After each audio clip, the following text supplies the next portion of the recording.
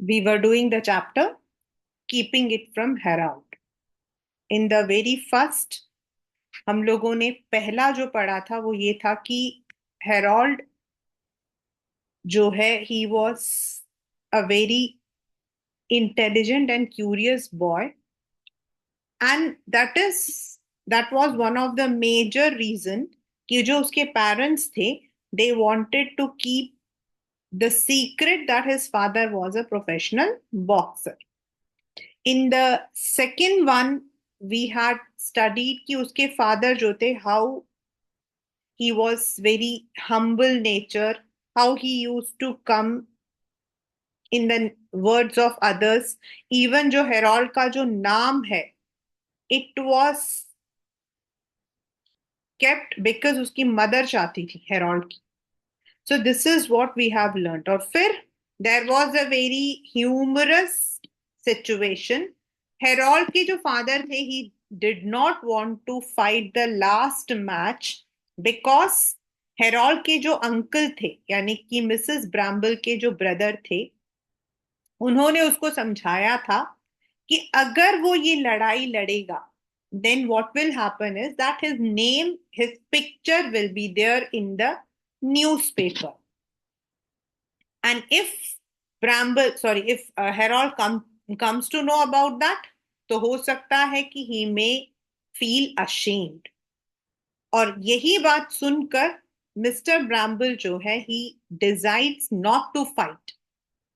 और उसी दौरान when he had come back to the home to tell his wife about this, उसका जो ट्रेनर था जेरी फिशर वो भी उनको पीछा करते हुए वहां आता है. And there is a very funny kind of situation जिसके अंदर mister Jerry Fisher wanted to grab Percy Strokes क्योंकि उनको पता था कि पर्सी स्ट्रोक्स का दिमाग चल रहा था और उसकी वजह से ही मिस्टर ब्राम्बल जो है उन्होंने बिल्कुल आखिरी मौके पर he had backed up. This is what we have done till now. अब जब मिस्टर ब्राम्बल वहां पर थे एंड मिस्टर जेरी फिशर जो है he was trying to convince कि उसको अब वहां वापस जाना चाहिए and it is all because of the bad company यानी कि here the bad company is referred to Percy. और पर्सी की वजह से ही उसका जो दिमाग था वो एकदम से it had been washed. Mr. Bramble looked at his brother-in-law miserably. Miserably मतलब with hope. He was hopeless उस वक्त. तो वो उनको देख रहा था कि वो कुछ बोलेगा और उसे बोला यू टेल हिम प्लीज तुम बोलो. तो अब जो पर्सी था he was not having the courage. उसको बिल्कुल भी हिम्मत नहीं थी. उसने अपनी बहन को बोला जेन तुम बोलो. तो मिसेस ब्राम्बल ने बोला क्या मैं नहीं बोलूंगी. तो ट्रेनर ने पूछा टेल हिम व्हाट. वेल फिर मिस्टर ब्राम्बल ने खुद ही बोला it is only that I am not going to fight on Monday. मैं मतलब कि I am not going to take up this fight now. Miss वो जो था ही वॉज शॉक्ड. वो एकदम शॉक हो गया. What. Bill has seen a sudden bright light. Now what is this. As you know this chapter is comprising of many phrases. मतलब अचानक से realized he has he has suddenly realized. Percy edging a few inches to the left so that the table was exactly between trainer and himself. मतलब कहीं उसको पर्सी मारने ना आ जाए इसलिए वो थोड़ा पीछे होकर कोने में वहां से बोला क्योंकि ब्राम्बल को रियलाइज हो गया. At the 11th hour, he has turned from his wicked ways. At the 11th hour, matlab, at the last moment. At the last moment. He had turned from his wicked ways, matlab, he had changed up his mind. You ought to be singing with joy, Mr. Fish, if you really love Bill. आपको तो खुश होना चाहिए अगर आप bill को प्यार करते हो. If you respect him, so you should be happy. He is giving such a big surprise. Sorry, he's giving such a big अपने लिए मतलब की sacrifice. This ought to be the happiest evening you have ever known. You ought to be singing like a child. आपको तो बच्चे की तरह खुश होना चाहिए.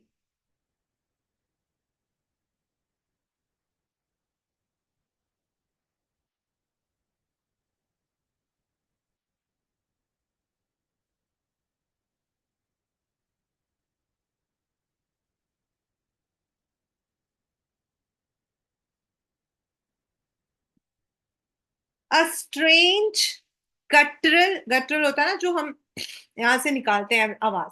Noise escaped the trainer. It may have been a song, but it did not like it. मतलब एक घुर्राने की आवाज आई. गाने की नहीं, घुर्राने की. Something. It is true. Yes, it is true. Jerry said, Bill, I have been thinking it over and I'm not going to fight on Monday. अब bill खुश तो नहीं था. Being a boxer, he was not happy. And also he was scared. Happy से ज्यादा he was scared. Said the अब major ने बड़े टैक्टलेस नहीं मतलब विदाउट थिंकिंग उसने कहा ग्लोरी. ये जो वर्ड है glory, this is to celebrate means applaud. अगर आप देखो यहाँ पे क्वेश्चन आता है, there is an exclamation mark. तो ये जो है एक एक्सक्लेमेशन है. Jerry Fisher's face was study in violent emotion. His eyes seemed to protrude from sockets like a snail. He clutched the tablecloth. और उस वक्त जेरी फिशर के चेहरे पर बिल्कुल अलग अलग तरीके के इमोशंस आ रहे थे. गुस्से के, उसकी आंखें घूम रही थी. प्रोट्रूड मतलब चारों तरफ घूमना. फ्रॉम द सॉकेट मतलब उसकी ऐसा लग रहा था उसकी आंखों से वो स्नेल की तरह धीरे धीरे घूम रही है. वो चारों तरफ नजर लगा रहा था और इतने गुस्से में था कि उसने टेबल क्लॉथ को हाथ में जकड़ लिया. क्लच मतलब पकड़ा नहीं, क्लच मतलब जकड़ लेना. I am sorry Jerry, I know it is hard on you but I have to got to think of Harold. उसने कहा मैं जानता हूं तुम आपके लिए this is very difficult but being a father I have to think about Harold. The fight with Jimmy Murphy being what you call a kind of national affair, in a way of speaking, will be reported in the Mail as not with a photograph of me.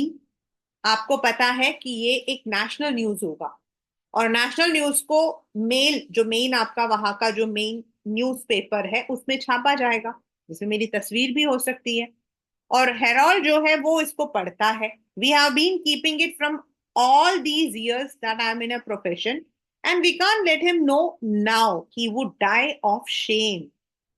हमने इतने साल उसको ये बात छुपाई थी और अब आखिरी मोमेंट में अगर हम उसको बोलेंगे वो तो बेचारा शर्म से मर जाएगा.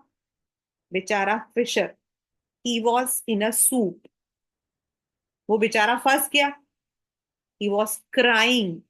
ही said you are off your head. तुम्हारा दिमाग खराब हो गया है. You have gone crazy. तुम पागल हो गए हो. You are off your head मतलब तुम्हारा दिमाग खराब हो गया है. Think of the purse.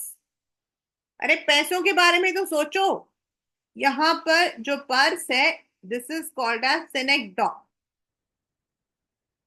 This is the poetic device और लिटरेरी डिवाइस सिनेक्डॉक. यहाँ पर्स इज नॉट मनी. यहाँ sorry purse is not purse, it is refer to the money. अरे पैसों के बारे में तो सोचो. आ सेड मिसेस ब्रैम्बल, क्योंकि उसने तो मिस्टर ब्रैम्बल को इसी वजह से अलाउ कर रखा था. Think of the swells. यहां पर बेचा ऑल द स्वेल्स मतलब the troubles. What is the meaning of swell? Swell क्या होता है? सूजन। और सूजन कब आती है? Think of what the papers will say, think of me. अरे भाई, उस बदनामी के बारे में सोचो। लोग आपके बारे में क्या बोलेंगे, मेरे बारे में क्या बोलेंगे? Just think of all the troubles that are going to come. I know Jerry, it is chronic, but Harold, यहाँ क्रॉनिक मतलब वैसे तो क्रॉनिक होता है over a long period, but क्या करूं मैं? Think of all the trouble you have taken for the last few weeks getting yourself in the condition. I know, but you cannot not fight on Monday.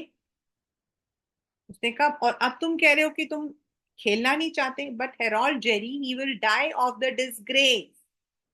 But तुम ये तो समझो, now it was told by Bill, Bill ने बोला कि Harold के बारे में सोचो, वो तो शर्म के मारे मर जाएगा। He and like you, he and मतलब he is not like you and me, he is a gentleman. यहाँ पे as I said, why this has been said that he is gentleman? because as I said, there are some sports which are not considered in good taste. Cricket is an English sport. It has always been prominent. Then आपके baseballs, footballs वगैरह, तो ऐसे जो games होते हैं, sports होते हैं, they are not considered dignified. और तभी ये सब ये बात कर ही रहा था, और तभी हेरोल्ड अंदर आ गया। व्हाट अबाउट मी पा? मेरे बारे में क्या?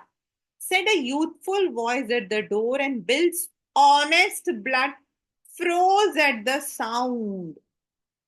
मतलब यहाँ पे even though it is personification, blood freeze नहीं होता है, मतलब वो एकदम डर गया। He was scared to death. His jaw fell and he goggled dumbly. उसको समझ नहीं आया, उसको इतना मतलब एकदम उसका चेहरा उतर गया। He was so scared. There means on the other side. His spectacles gleaming in the glass light. जो गैस लाइट होता है उस जमाने मतलब कि नॉट द मेन आजकल जैसा एलईडी वगैरह नहीं, gleaming in gas light is electrician.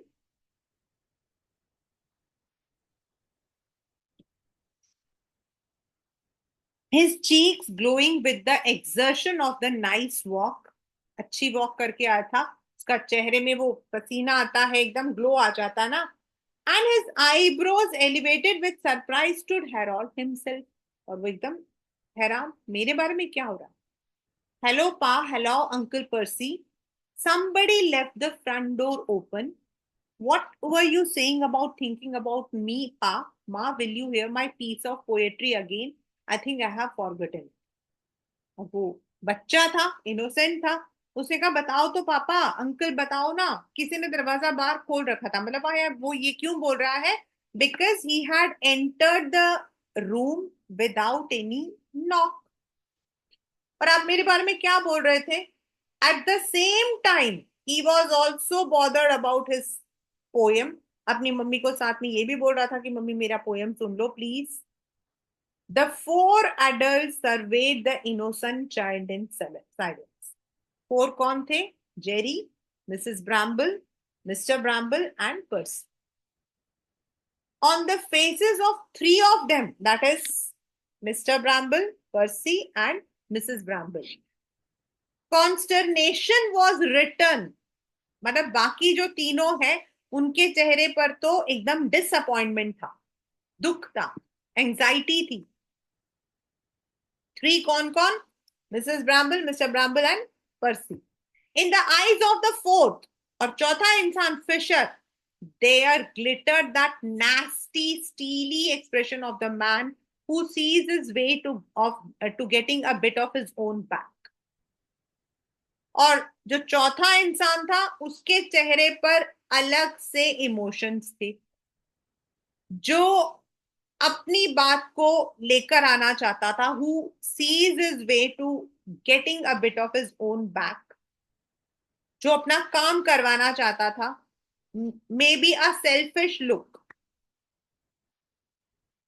Mr. Fisher was not an unmixedly chivalrous nature. He considered that he had been badly treated and what he wanted most was the revenge. मतलब वो ऐसे तो बुरा आदमी नहीं था. He was not very courageous और मतलब कि बहुत एलिगेंट नहीं था. लेकिन इस वक्त उसको यही लग रहा था कि उसके साथ गलत हुआ है और उसको बदला लेना चाहिए. और बदला वो किससे लेगा? हेरोल्ड से. He had been fond and proud of Bill Bramble, but these emotions belong to the dead past. वो बिल को बहुत रेस्पेक्ट करता था. ऐसा नहीं है कि वो आ, बिल को प्यार नहीं करता था, लेकिन इस वक्त ऐसा लग रहा था वो सब बीती बातें हैं. ऑफ द डेड पास्ट मतलब एवरीथिंग इज नाउ फिनिश्ड. अभी उसको सिर्फ एक ही चीज चाहिए थी और वो था बदला. Just at present, he felt that he disliked Bill rather more than anyone in this world, with possible exception of Major Percy Stokes. उसने कहा कि अभी इस वक्त तो उसको ऐसा लग रहा था कि वो बिल से ज्यादा नफरत किसी से नहीं करता. हाँ, मेजर एक्सेप्शनल है, मतलब उसको तो कोई भी पसंद नहीं करेगा. Here the tone is sarcastic.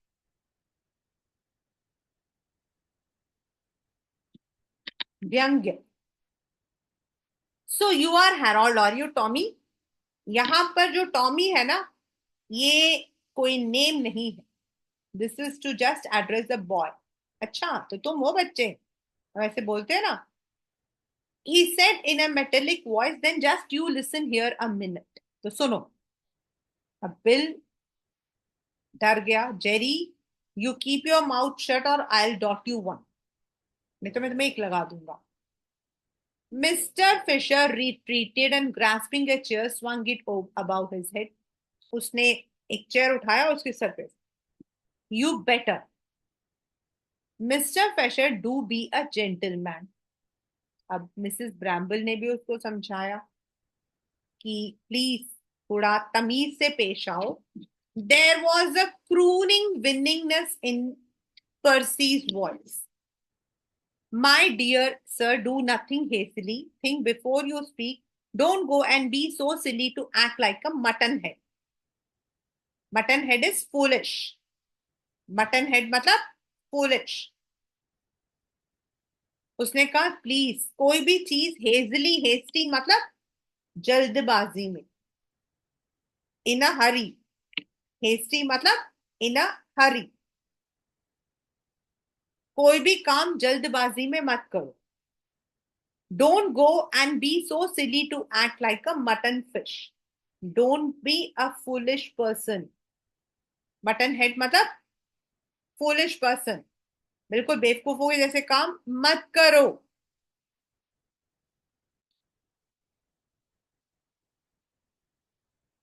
I would be ashamed to be spiteful. Spiteful is hatred. Respect a father's feeling.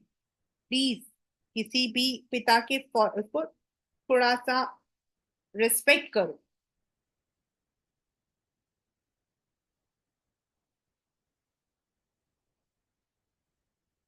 Tommy. लेकिन मिस्टर फिशर ने उसकी बात नहीं सुनी. You think your pa is a commercial. तुम्हारे पापा कमर्शियल ट्रैवलर है? No, he isn't. He is a fighting man doing 8 stone 4 ringside and known to all the heads as young Porky. और उसको जो बोलना था उसने बोल दिया. He took the revenge. उसने कहा तुम्हारे पापा कोई कमर्शियल ट्रैवलर नहीं है, उल्टा तुम्हारे पापा जो है एक बॉक्सर है. एंड लंदन के अंदर ऑल द हेड मतलब known to all the heads मतलब to all the people. To all the people सब लोग उनको यंग पॉर्की के नाम से जानते हैं. Bill sank into a chair. बेचारा चेयर पर धप से बैठ गया. He could see Harold's round eyes staring at him. I had never have thought it of you, Jerry. If anyone would had come to me and told you could have acted so raw, I would have dotted him one. उसने कहा मैं तुम्हारे I do not expect this thing from you.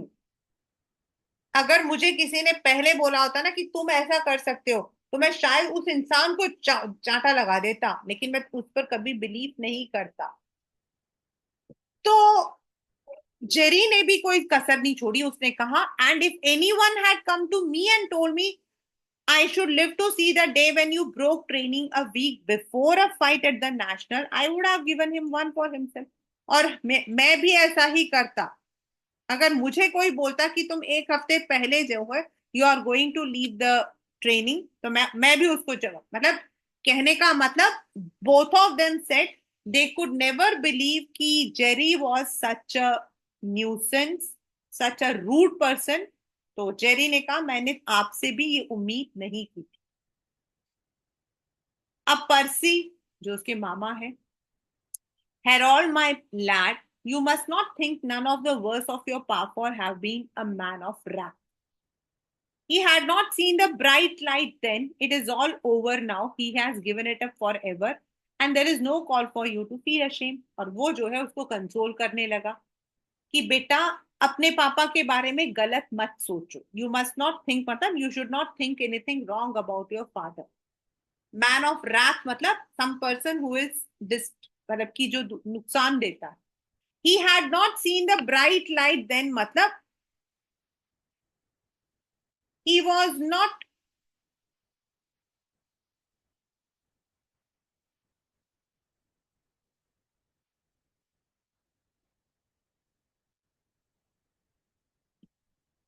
अब नहीं खेलेंगे। Bill sees the point. अब यहां पर बिल ने भी अपनी बात साथ साथ में रख दी। That's right Harold, I have given it up, I was going to fight an American. अब उनको तो नहीं पता ना, हेरोल्ड को सब कुछ पता है।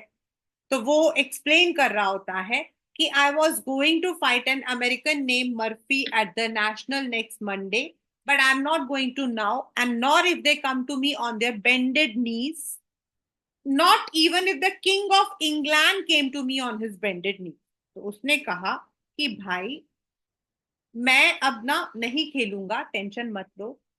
अब मैं, मतलब एक आदमी के साथ खेलने वाला था जिसका नाम है मर्फी, लेकिन अब नहीं खेलूंगा।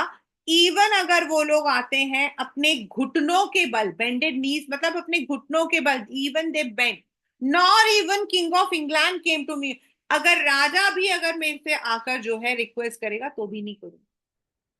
Harold drew a deep breath. Oh, oh, aren't you, आप नहीं खेलोगे? और रोने लगा। आप नहीं खेलोगे? Then what about my two bob money? What about my two bob? I have betted Dickie Saunders that Jimmy Murphy won't last 10 rounds. लेकिन मैंने तो आपके ऊपर शर्त लगाई है, मैंने तो ये शर्त लगाई है कि आप ही जीतोगे। आप 2 राउंड भी, 2 राउंड से ज्यादा वो आपके सामने नहीं रह पाएगा, टिक पाएगा। He looked round the room wrathfully। बहुत नफरत से वो देख रहा था।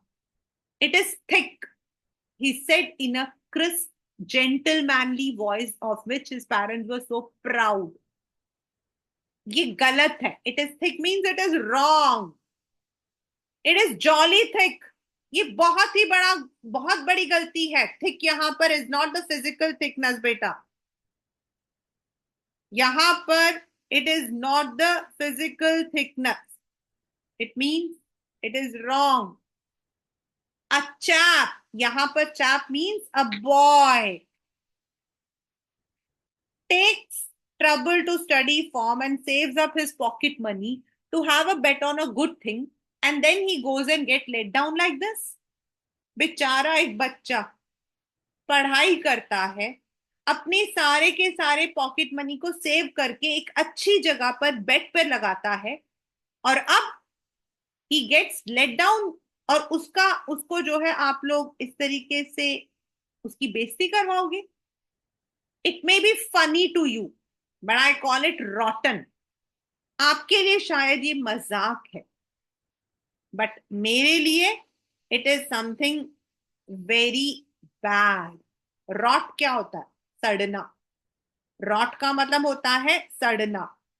तो कहता है मैं इसको जो हूं I will be calling at rotten, मतलब वेरी बैड। रॉट करते हैं तो स्मेल आती है ना बुरी तरीके से, तो यहाँ पे आई call it रॉटन। And another thing I call रॉटन is that you having kept it from me all this time that you were young Parkipa. That's what I call so jolly rotten. There's a fellow at our school who goes on swanking in the most rotten way because he once got Phil Scott's autograph. पापा उससे भी बड़ी गलती पता है क्या है? उससे भी बड़ी गलती है कि आपने मुझसे अब तक छुपाया कि आप यंग पॉर्की हो। मेरे स्कूल के अंदर एक लड़का है जो बहुत शो ऑफ करता है। स्वैंकिंग मीन्स शो ऑफ करना, दिखावट। क्यों? क्योंकि उसके पास एक और प्लेयर फिल स्कॉट जो है उसका ऑटोग्राफ है। Fellows look up to him most awfully and all the time they might have been doing it to me. पापा आपको पता है ऑल द स्कूल बॉयज, जितने भी बॉयज हैं वो सब उसको बड़ी इज्जत से देखते हैं। Fellow look up to him most awfully means he is respected. और शायद उनको पता होता मैं यंग पॉर्की का बेटा हूं तो वो रेस्पेक्ट मुझे मिलता। That's what makes me so jolly sick. How long do you suppose they would have been calling goggles if they knew that you were my father? अगर उन्हें पता होता कि मैं आपका बेटा हूं तो वो मुझे चश्मिश चश्मिश करके बुलाते, मेरा मजाक उड़ाते। And चकिंग, they would have chuck it tomorrow, look at me like anything. I do call it rotten, and chucking it like this is a limit. What do you want to do it for? It is the silliest idea I have ever heard. और कल जब उनको पता लगेगा कि आप नहीं खेल रहे हो और मैं आपका बेटा हूं, वो और मेरा मजाक उड़ाएंगे। इससे ज्यादा बेवकूफी तो कुछ भी नहीं है। Why? If you beat Jimmy Murphy, they will have to give you the next chance with Sid Sampson, Jimmy Bett, Ted Richards. अगर आप इस लेवल को जीत जाते हो तो हो सकता है कि आपका अगला राउंड और अच्छे player like Sid Samson, Lon State, Jim क्या है इनके साथ हो। Jimmy beat Ted Targets and Ted beat Ginger Nut, and Ginger Nut only lost on a fall to Sid Sampson, and you beat Ted Richards, so they couldn't help letting you have the next go at Sid. और हो सकता है कि आपको जो है and में सिड का सामना करना पड़े। मतलब यहां पर उसके कहने का मतलब था कि if you fight and you win, अगर आप जीत जाते हो तो he had the chance to have another round with another master professional boxer called Sid Samson. उसका कहने का मतलब है कि अगर वो जीत जाएगा तो हो सकता है कि उसका सामना और एक अच्छे बॉक्सर के साथ हो, and he may have won it. और ये सारी बातों के लिए mister Fisher was very happy, he beamed approval, मतलब सही बोल रहा, he is telling the right way. If I have told your pa that once, I have told him 20 times, you certainly know a thing or two, Tommy. उसने कहा मैंने एक बार नहीं बेटा, तुम्हारे पापा को 20 बार बोला ये बात। किसने बोला ये? जेरी फिश ने। Well, I have made a study of it since I was a kid. अब वो बताता है कि उसको कितना इसके अंदर इंटरेस्ट है, how much interest he has. Well, I have made a study of it since I was a kid, so I jolly well ought to. मतलब मैं जो हूँ बचपन से बॉक्सिंग के बारे में पढ़ता हूँ। All the fellows at our places are frightfully keen on it.